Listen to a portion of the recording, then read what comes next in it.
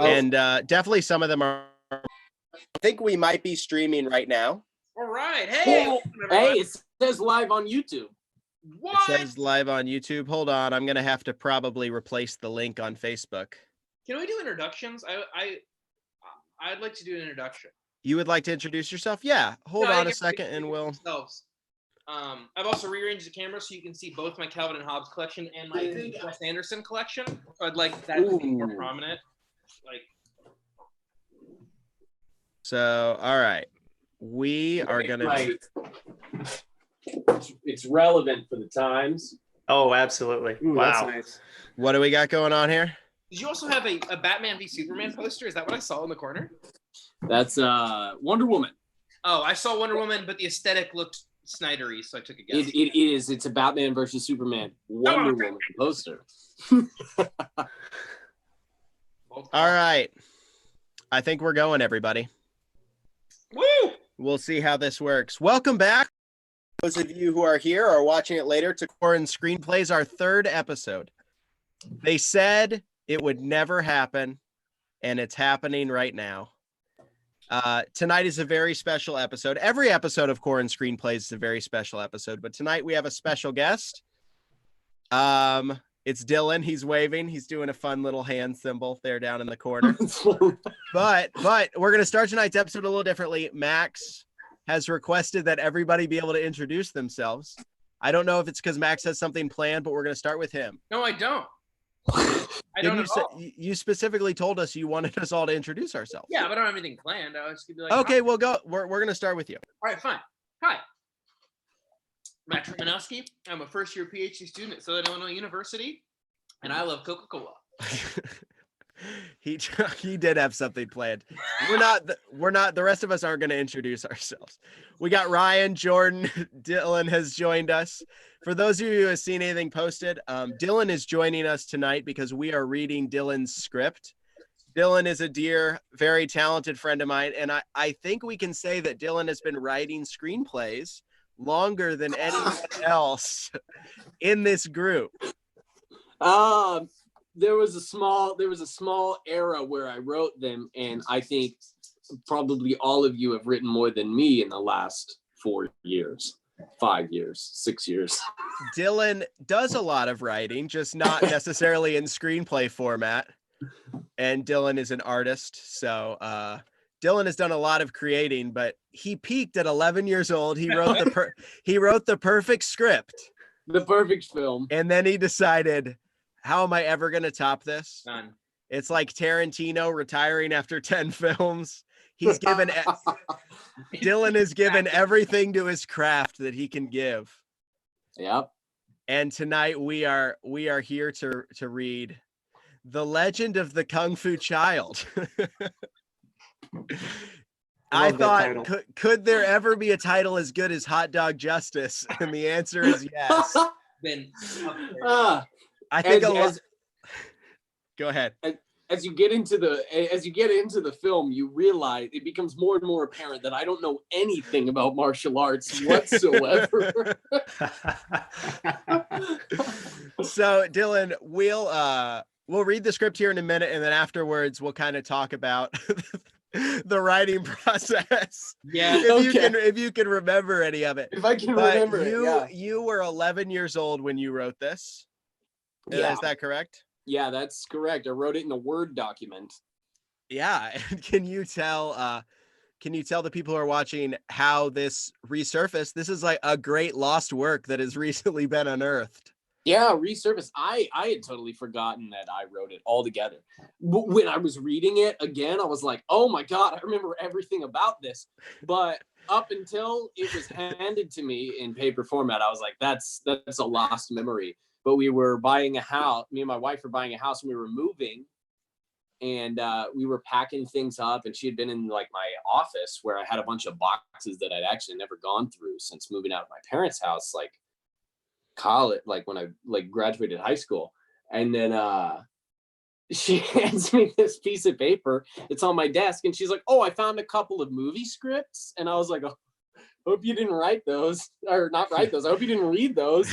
Like. That's Yeah, how they well- discovered the Dead Sea Scrolls too, didn't they? Yeah, they were like, "Hey, honey, did you write these when you were 11?" The Dead Some Sea move. Scrolls, the Dead Sea Scrolls 2. The much anticipated sequel to the. Is that just the New Testament? Trilogy hasn't been found yet. So yeah, so excited that Dylan is allowing us to read Legend of the Kung Fu Child. Yep. We're gonna go around really quick, Dylan. We'll let you know right before you got on. We divvied up all our roles. Oh yes, I excited. typically read all the scene description, but I really wanted to be a part of this one specifically. So Okay. I'm very excited that I will be portraying Big Ed. Big. That's a that. Yo, yeah, Big Ed. Okay, I was like, is that a character? Austin It put is. himself in. Big Ed. Yeah, I made some tweaks. I had a great idea for a character named Big I Ed. thought it'd be really great for the role. So I'll be playing Big Ed. So Dylan, you're going to be playing Kevin, our protagonist. Righteous. What about everybody else, Max? I'll be doing all the screen direction and I'll also be playing Lil Abe. Jordan?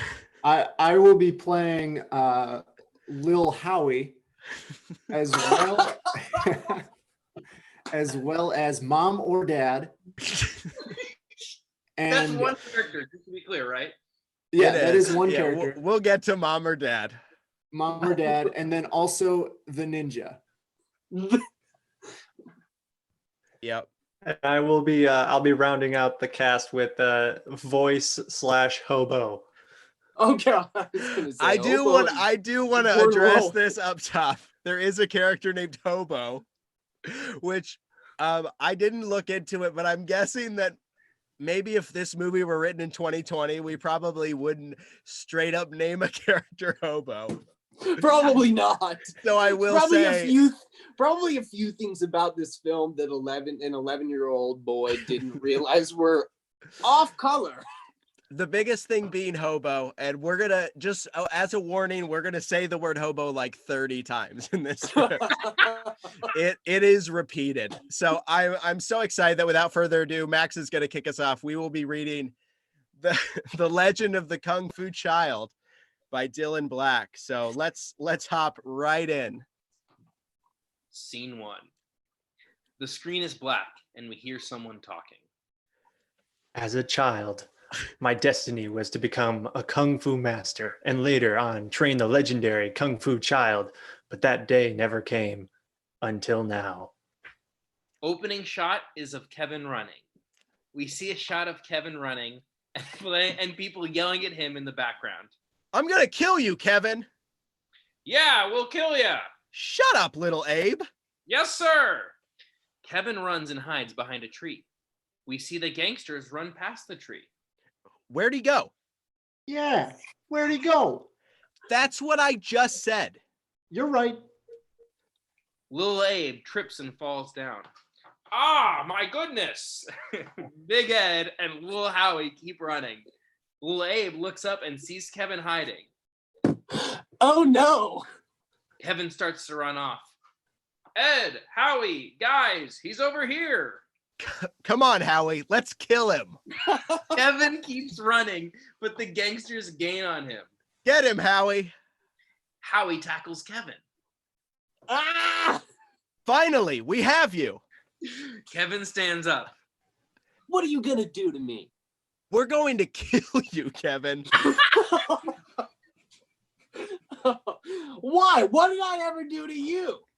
Everything. Every time we try to commit a crime or anything, you tell the cops and we get busted. All three of us just got I read this twice today and I'm still not going to be able to get through it. All three of us just got out of juvie. And We're tired of you busting us. So this time we're getting rid of you. Kevin pulls out a pocket knife. You just made a big mistake, Kevin. what? The gangsters pull out guns. You just brought a knife. To the gunfight. Shut up, Abe. I say the cool stuff. Big Ed looks at Kevin. You just brought a knife to a gunfight. Kevin's mom or dad walks out on the front porch of the house, Optional. right by where Kevin and the gangsters are. The gangsters all hide their guns, and Kevin hides his knife. Kevin, time for lunch. Kevin, you better be ready. We'll get you later. Yeah, we'll get you later. I'm gonna go eat lunch now. Kevin starts to walk off. Hey, Kevin, if you tell anyone about this, we will kill you, and it will hurt. Kevin keeps walking. Scene 2. Kevin is walking down the sidewalk in town, talking on the phone. Yeah, man. And I was all like, Kevin sees the gangsters walking down the sidewalk on the other side of the road, but don't see Kevin. hey, man, can I call you back later? Kevin hangs up the phone and runs down an alley to hide. Kevin hides behind a dumpster. That was a close call. Kevin looks up and his eyes get big and he looks freaked out. The shot moves to show that there is a hobo sitting beside him. What? Oh, nothing. What was the close call? I said it was nothing. Well, it was obviously something. Why don't you tell me? Well, see, normal people don't usually share their deep secrets with hobos sitting behind dumpsters eating saltine crackers. Fine. Okay, I guess I'll tell you. Sweet. Just swear you won't tell anyone. Right. Well, these gangsters told me they were going to kill me, and I'm hiding from them. I don't know any self-defense moves, and they have guns. Sounds like you need some help. They said if I tell anyone, they'll kill me. So basically, if you do anything, you'll get killed. Exactly. Well, that's a load of crap. Tell me about it. Well, I could teach you a couple of jujitsu moves and some sweet roundhouse kicks and stuff. Really? I became a kung fu master back like 8 years ago. And it was my destiny or whatever to train this kid to become the legendary kung fu child. But I never met this kid, so I gave up and stuff like that. Well, I'm a kid, and you just met me. You're right. Maybe I'm the kung fu child. Maybe you are. And maybe I really didn't waste 8 years of my life looking for a young teenage boy to train to become the legendary kung fu master. Maybe so. Sweet. Dude. Come with me to my dojo and I can teach you some freaking awesome jujitsu moves. Wait. If you're a hobo, how do you have a dojo? And if you have a dojo, why don't you live there? Okay, man. For one, there's no AC. And at least outdoors has wind. Two. There are like 50 ninjas jumping in on you over there. There are like 50 ninjas jumping in on you every 2 hours. And three, I gave up on kung fu. Why live in the dojo? I guess you have a point. Now follow me. Scene 3. We see a shot of Hobo and Kevin sitting on the dojo meditating. Now, clear your mind. Clear my mind. All you know is kung fu. All I know is kung fu. Are you ready, young one? Oh, yeah. They stand up. Now try to punch me in the head. What? Punch me in the head. I'm not gonna punch you in the head. Punch me. Kevin tries to punch him, but Hobo grabs his wrist and throws Kevin on the floor and starts kicking him. That's called the Steel Dragon, and you're going to need to work on your kung fu. The pallbearers by the hired gun starts to play. Get up, and I'll show you the way of Kung Fu. A time-lapse of sort of thing of Kevin training plays. You're doing good, my friend. We see a shot of 3 ninjas run into the dojo. Ninjas? I told you already, ninjas come here all the time. The ninjas fight Hobo and Kevin. Kevin uses the steel dragon move on one of them and knocks him out, and then Hobo uppercuts another one. There's only one left. Hobo and the ninja collide, but the ninja pulls out a sword and stabs Hobo. Hobo! No! The ninja pulls the sword out of Hobo, and Hobo falls to the ground. The ninja looks up at Kevin.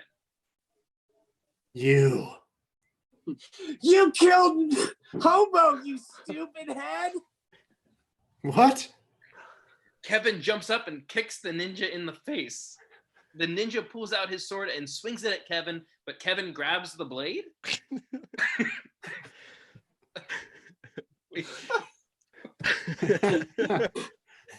Not this time. Kevin throws the sword on the ground and kicks the ninja across the room. Kevin dramatically drops his sword in slow motion. I don't know how he does that, but Kevin. Hobo! Kevin runs over and kneels down by Hobo. What happened? It all happened so fast. I didn't see it coming. Don't you die on me, Hobo! Life is full of paths, and I choose the path less traveled by Kevin. The one of living to fight. I knew this would happen sometime, and I was willing to take that risk. But why now? Why while I'm still just a student? It wasn't meant to be with you the whole way through, just to get you started. You're like the young bird whose mother has already left the nest. You must teach yourself to go on, how to survive. But This is the end of my path, but it is just the beginning of yours. you're right, Hobo.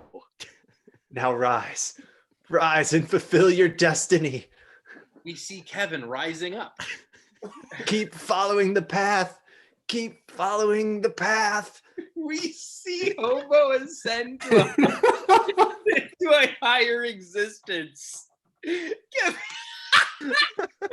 Kevin closes his eyes while crying. Fulfill the destiny. Kevin opens his eyes and he's standing in the middle of the road where he was at in scene 1. Then the gangsters walk around the block and see Kevin. Well, well, well, look what we have here. Shut up, Ed. What was that? Shut up and leave me alone, Ed. Ed punches Kevin in the gut. Ah! Kevin staggers back and falls down. We hear a flashback of Hobo saying, Now rise and fulfill your destiny. Kevin stands up. The gangsters pull out their guns again. You just made a big mistake. What?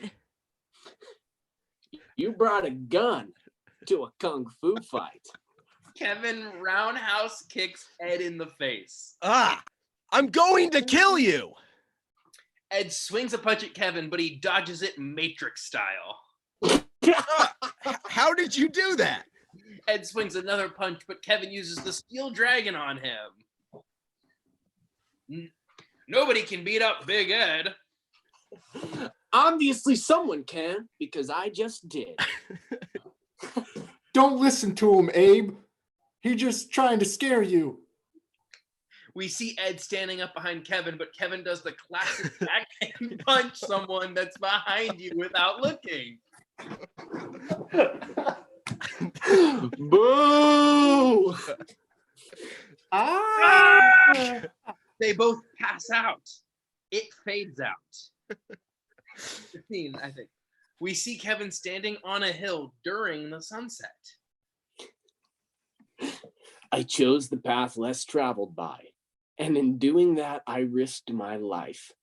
But by taking the path, I also saved my life. Now I am the Kung Fu child. I have now taken my first of the lifelong path of destiny.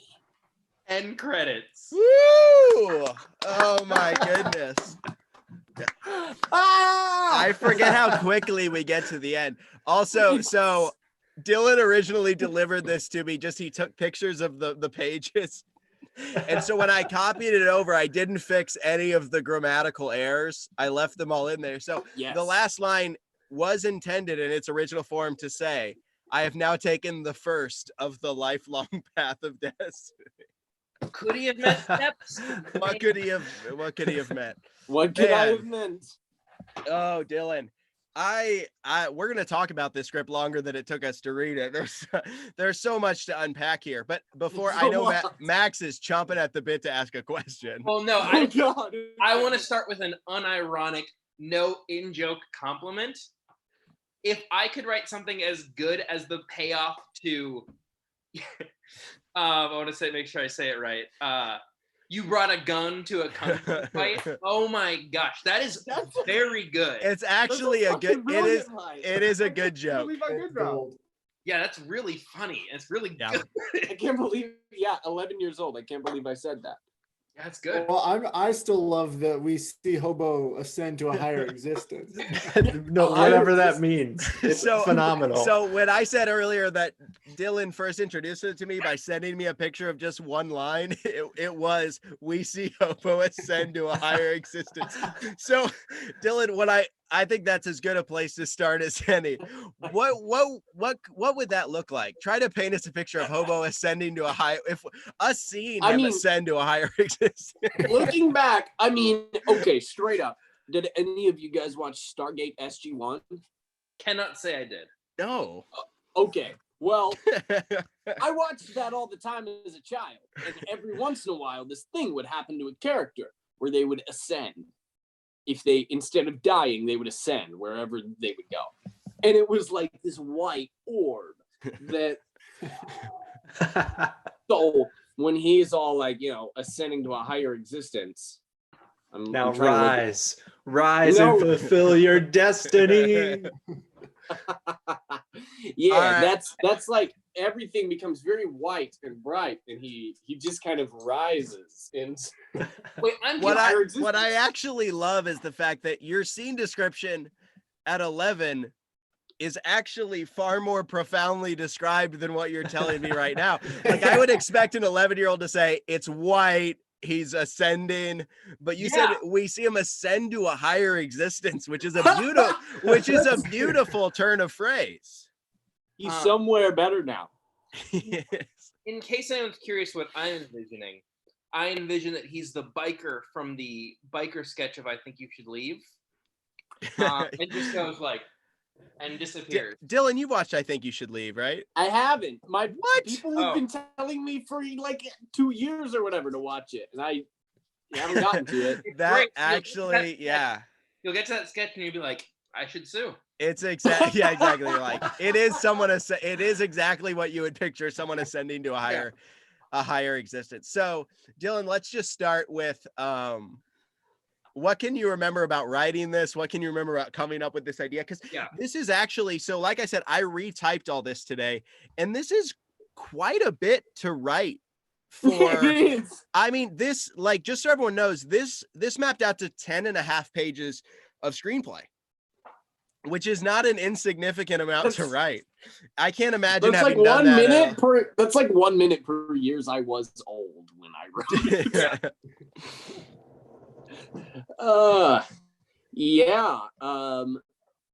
I don't know how much I remember about writing this movie. So most of the time when my friends and I made movies, which we did for years, we just wouldn't write anything. We just had an idea and we'd like go for it.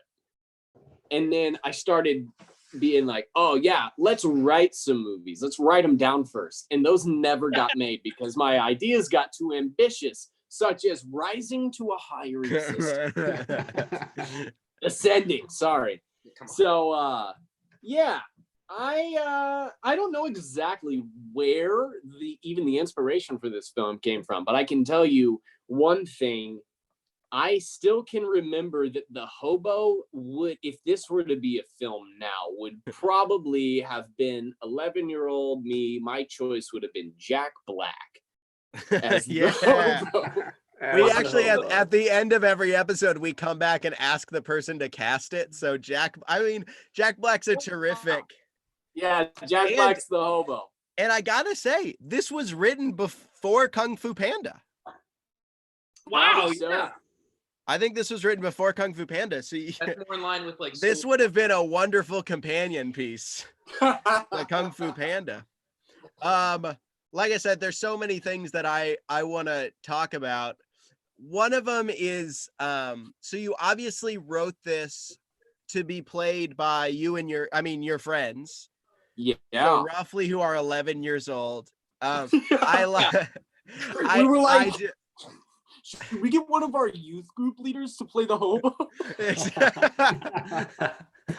Well, what I love is how aggressive Ed and Abe and how, like, the amount of times that they're saying, I'm going to kill you. Like the repetition of like full on murderers. My films as a child were very reflective on what I was allowed to watch as a child. It was like my parents had that clear play filter DVD player, so it was like it'll filter out all the bad stuff. So they were like, oh, a swear word and some tasteful side boob that gets cut out, but you can watch someone's head get chopped off because it's just a war movie. So by the time I get around to like say 11 years old, I'm like, yeah, I'm gonna kill you, Abe. Well, that just reminds me, we had friends who had that content filter thing, which is actually a reasonably impressive piece of technology. Yeah, totally.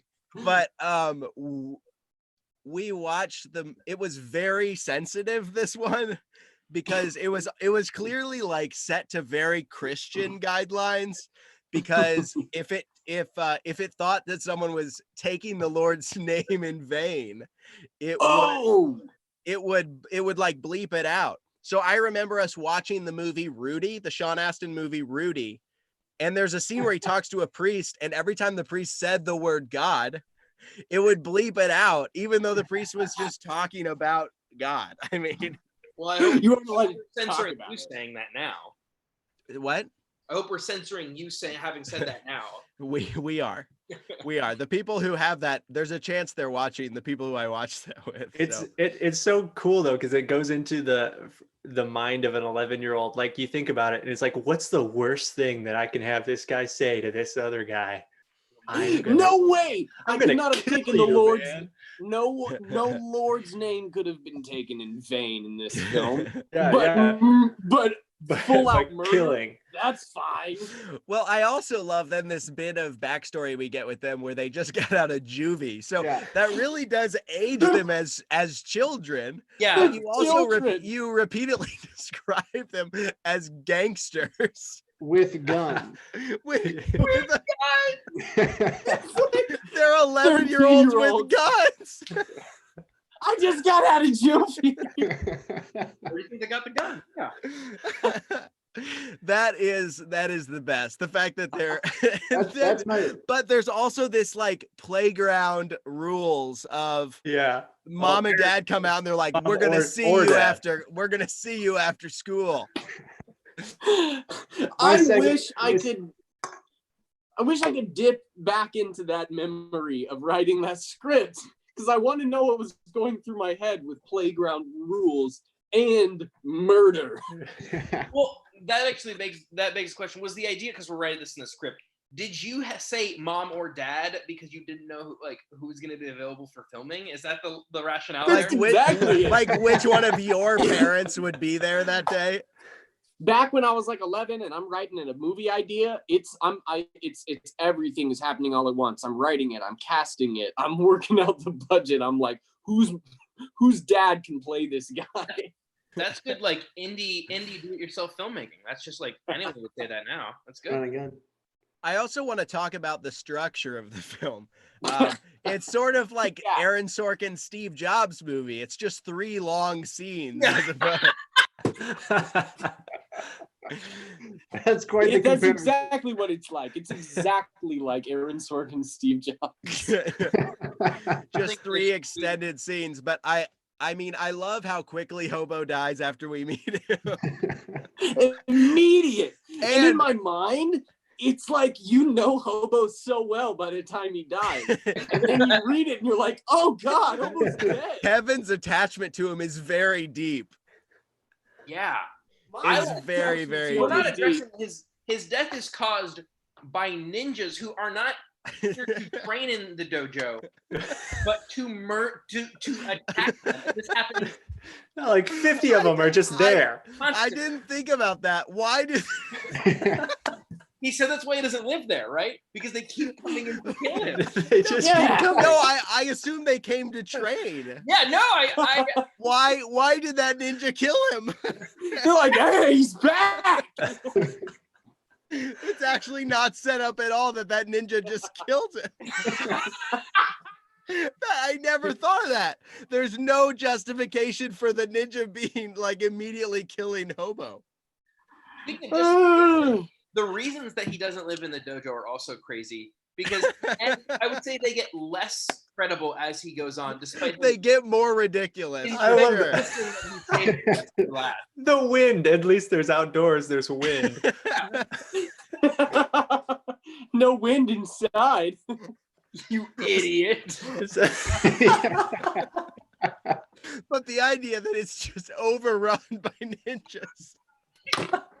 Like, can you believe it? He owns the place and he has no control over who's coming in and out. There's just 50 ninjas there on a daily basis. There's a whole movie about that. For sure. About this completely out of control dojo. Every 2 hours. It's all every 2 hours. Well, I think there's some specificity in some of these lines that I love. There's some specificity I don't have answers to. I became a kung fu master back like 8 years ago. And they talked about not very long at all. Like when I graduated high school.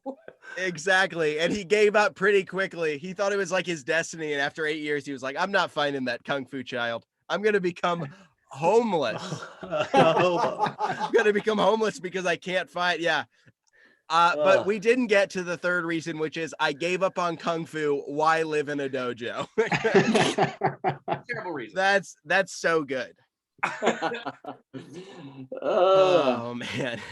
But yeah, there's such a beauty and a simplicity to the 11-year-old mind that it's just so stream of consciousness. Like just everything that happens just happens, and then the next thing happens, and such as the ninja pulls the sword out of Hobo and Hobo falls to the ground.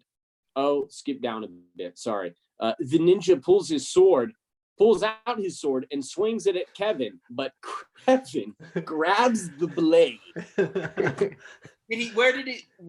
When did Hobo teach him that?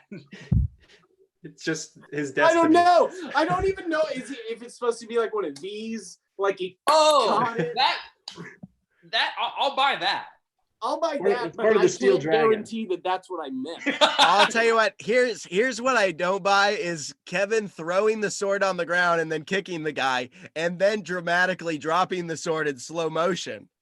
But at no point do we see him pick the sword back up after throwing it onto the ground. See, I like the idea that Kevin has made the decision to drop the sword in slow motion. The way it's structured makes it sound like he's like, check me out in slow motion. Oh my goodness, guys, we're also ignoring a great moment where Kevin teleports. Oh yeah. Kevin teleports to the street that he was at the beginning. Was it all a dream? That's right. That's some magical stuff. I don't know what that is, but that's magical. Maybe that was his ascension. Kevin's I think Kevin's ascension. It was residual ascension. He was ascension adjacent, and so the power got him back there. Yeah. Yes, that's how that works. Transferable ascension. Yeah. He really does just know kung fu immediately. It's like Ray learning to use the Force right away. Ooh, This is just a precursor to Force Awakens. When Ray heals that thing in the Rise of Skywalker, and you're like, cool, what's that? it's equivalent. Can I talk about something else I'm obsessed with? Yes. Oh yeah. Here's when I'm thinking of like movie rules and like how you formulate a screenplay. You want to set something up at the beginning, and then if you're going to flash back to that thing, you come at the end of the movie and you pick it. I like the idea that 30 seconds has passed, and we are flashing back to Hobo saying "Will of the Destiny." That's a shockingly quick amount of time to decide to flash back. I totally forgot about that. He needed to be reminded of it that quickly. Wow. I also out of I would love to still make this. Like, I think that it's great. This totally needs to be put to screen. Yeah, because I'd really love to see this one line put into action that I don't understand it. We see Ed standing up behind Kevin. But Kevin This is copied directly from what Dylan sent me. But Kevin does the classic backhand punch someone that's behind you without even looking. Like one of these. Everyone do what you think that is. I bet that's what that is. It's two. It's both? Ah! Because both Lil Howie and Lil Abe go down. Let me take a pass at reading this scene description, because I actually, when I first wrote it down, I was like, someone's gonna have to read this. And it might be me, so I'm going to practice to see if I can deliver it in a cadence that makes it make more sense. Yeah, I'm dying to know what you said. So I think we see Ed standing up behind Kevin, but Kevin does the classic backhand punch someone that's behind you without even looking. Right, yeah. I think that makes it make the hyphenated. most sense. Yeah. I love that is approximately like 4 lines to the end of the whole movie. The movie ends so fast. Which, another key point, Boom! it ends not with what to me screams to be a voiceover, but it ends with Kevin standing on the hill instead and then out loud saying, "I chose the path less traveled by." Not a voiceover. Also, what a beautiful Robert Frost reference. Yeah. Did you know Robert Frost then? I didn't know him. Oh yeah, that's all I knew. Probably was like, my mom probably made me read it because of homeschooling. Like, you should probably read some poetry. So here's a Robert Frost book, and that's the only one that stuck with me. That's fair. I mean, that is the most famous one. I mean, there's also sort of, I try to figure out what in this is supposed to be funny and what in this is supposed to be emotional. Very difficult. Because clearly clearly some of it is supposed to be pretty emotional. But then there's the line, "You killed Hobo, you stupid head." I think that probably comes from Bill and Ted's Excellent Adventure. Okay. When he says, "You killed Ted, you medieval dickweed." But I couldn't say dickweed in a movie at 11 years old. Stupid head does feel like the most natural. Most natural replacement for that. Yeah. Of the line. Yeah. So I have a question. If this was going to be made, would we cast 11-year-olds to play?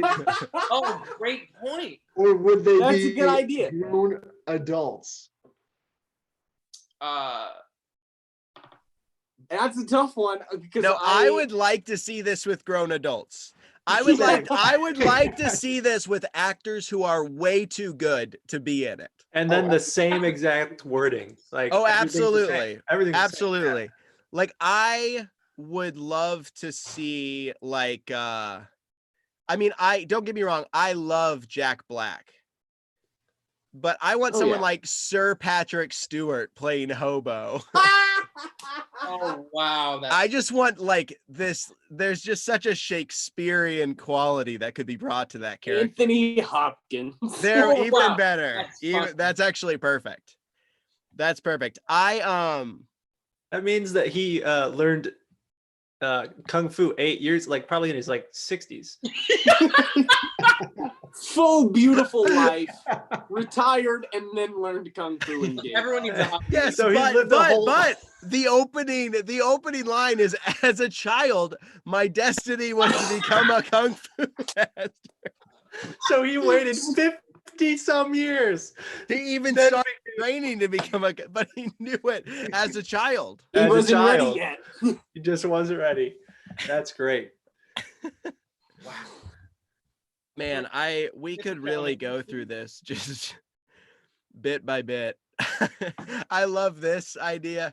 So Kevin is genuinely believes he's going to be murdered. I think that's fair to say. Yeah. So Absolutely. he goes away, and if you tell anyone about this, we will kill you and it will hurt. Yeah, he's afraid. Cut for his immediately whole to life. Kevin walking down the sidewalk, talking on the phone. Just like, yeah, man, what's up? Yeah, man, and they were all like, He turns into a "Mind if I call you back?" Wow, that's really good. So good. It is also this is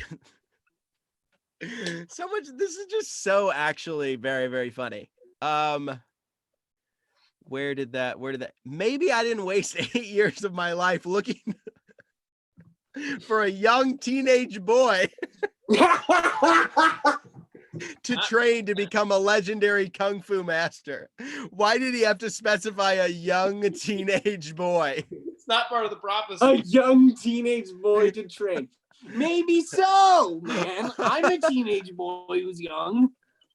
I also love the exchange. normal people don't usually share their deep secrets with hobos sitting behind dumpsters eating saltine crackers. To which Hobo says, fine. To which Kevin says, okay, I guess I'll tell you. All of which hinges on the fact that I never specified that he was eating saltine crackers. No. in the script. No. yeah. That could, yeah, that. No. That's, you know what's so cool is that the hobo. No, not the hobo. Hobo. just Hobo. That's right. That's right. Sorry. Hobo. It's like when Belle calls Beast in the Beast, movie. Yes. It's so offensive, and yet Very derogatory. Hobo never corrects him. He's like, he talks like he's Kevin's age, and it's so great to think about. Like sweet dude. Hey, dude, come with me. Well, but that makes so much more sense when you're picturing Jack Black. Oh, it's Oh fantastic. yeah. Yeah. Even more sense when It's you're wonderful. Anthony Hopkins. But I'd like to, yeah, that's exactly the same thing. I'd love to hear Anthony Hopkins in that role as well. Oh man. All right, This so is that great. actually gives us a good jumping off point, Dylan. So if you had to cast the rest of the movie, who's playing all these parts? Mainly just cast the 5 main characters. There's only 5 characters. Well, hey, you don't have to cast the ninjas or mom or dad. No, mom Okay. or dad is Bob Odenkirk. Yeah, Both of them, Bob Odenkirk. Yeah, I don't know. Kevin as a grown, but if this is all grown human beings, yes, Yes. he's still gonna have to be younger than Sir Anthony Hopkins. definitely. Wow, that's a tough one. Kevin has to be kind of a total wiener. That's a tough one. Maybe Michael Cera. That's what I was gonna say. Okay. Who else comes to mind when you think of a total wiener? Oh, Jesse Eisenberg. Christopher Mintz-Plasse. Is that the Fogel. what? Fogel from Superbad. Oh yes. yeah. Red Mist, baby, from Kick-Ass. I heard Max say Jared Fogle. You said Fogel, and I didn't know what you meant. I mean, Jared Fogle. Yeah, exactly. Ah! I didn't waste 8 years of my life training. No, that is not what I was implying. That is not what I was implying. This took such a left turn. Our streams have been so family friendly up until now. I didn't take it there. I did say Jared Fogle, but not. Hey, there was plenty of murder throughout this story That's already. true. You It's know who very, I very- see as Big Ed? Yes, Who? Big Ed? Robert De Oh, that's a Niro. tough one. Who? Craig Robert De Robinson? Niro. Oh, I think it's Robert Downing Jr. What'd you say, Dylan? I said Craig Robinson. I love it. How's it going? I love it. Mm. All we have left is Lil Abe and Lil Howie. Okay, Those are such throwaway characters. I don't know that I even cast them when I wrote them. Oh, Yeah. wow. Who are two people? Oh, Key and Peele. Although we then verge into territory, we have Key and Peele and Craig Robinson, where all of our bad guys are black guys. Which when you wrote this, that was an even more common trope than it is now. Yeah. For sure. 13 I don't know. We can years recast ago. it. We We can just I don't know, we can throw Penn and Teller. Penn and Teller as Lil Howie and Lil Abe. Good. I just saw that's perfect. Penn and Teller. Oh boy. Well, my goodness gracious. Dylan, let's one more round of applause for Dylan. I'm I so also- glad to be applauded after all these years of hard work. Finally recognized. So many artists aren't even recognized while they're alive. You know, Van Gogh. I've been tweaking this script for decades. Losing sleep.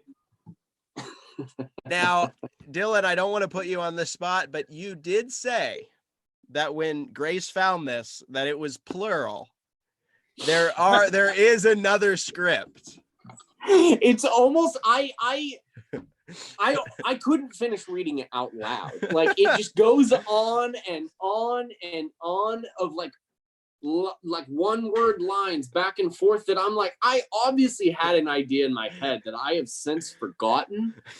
And so the flow doesn't remain. What's it called? It is called Video Game the Movie. How many pages is it? Good. I like that. It's like 16 pages. All right. So I mean, we're definitely gonna do Yeah. we're all gonna be the deal is we're all gonna be in quarantine for another like couple months. At some point we're gonna have to Okay. come back to Video Game the Movie. So just be ready for that. The premise of the film is a group of three 13-year-old boys. How many years after this movie was Video Game the Movie written? Should I get two? This was written around the same time as Kung Fu Child because it was a Word document. You're so prolific. In Times New Roman. So it was written around the same one long paragraph era. Perfect. Video Game the Movie is about three 13-year-old boys who go see a movie at the theater it's a video game adaptation or a film adaptation of their favorite video game, Warlords and Warlocks. I can't remember what it's called. Not Dungeons and Dragons, World of Warcraft. Yeah. That's what it is. And they're forced to take their his 5-year-old brother. It's awful. It's a terrible idea for a film. That sounds pretty similar to Onward. I'll say it. I'll say it. I'm gonna watch that right after this. Oh, dude, it slaps, but that's fine. It slaps. It's on Disney Plus. Wait, it's on Plus? You don't even have to They put it on Plus today. Yeah, That's I'm what not I was gonna rent told. it. I know Sam and I are going to be watching because me and Max saw it together and we loved it. The last movie we saw before quarantine. Should we have been at the movies then? Well, Probably not. Because I shouldn't have been at the Invisible Man the week before. Oh, me neither. If we shouldn't have been at the movies, then we also shouldn't have been at the bowling alley before that. The worst. Yeah, not a good idea. We learned. And Yes, now we did. And that's what bore this. Exactly. All right, everybody, thanks for hanging. For those who stuck around, and we have like the same amount that when we started. So So 30? I'm very so like Wow. Thanks, No, I'm Mike. kidding. no, it's like 6 people. And but our last ones have been streamed like 50 times, 70 times after the fact. So thank you Wow. everybody who watched. Yeah. We Thank will you, be Michael back. Rosenbaum, if you get around to it. Yeah, Here's the Michael- deal. So Michael Rosenbaum, for those of you who don't know, because multiple people in this group had no idea who he is. He's most famous for playing Lex Luthor on Smallville. He, like me, is from Indiana. He's one of my very favorite actors. I watch everything he's yeah. in, and he's undoubtedly stuck in his home right now. I tweeted at him to play hobo tonight, Oh, and unfortunately he did not join us, but I will be inviting Michael Rosenbaum to every subsequent stream perfect. until he either says yes or blocks me on Twitter. Whoever comes first. So, Michael, we're still gonna try to Please. get you to come on. So, thank you everyone who watched. Dylan, thank you again for coming on and sharing. So glad to be Legend of here. The Kung Fu Child. We had a blast. All right, everybody. We'll see you next week.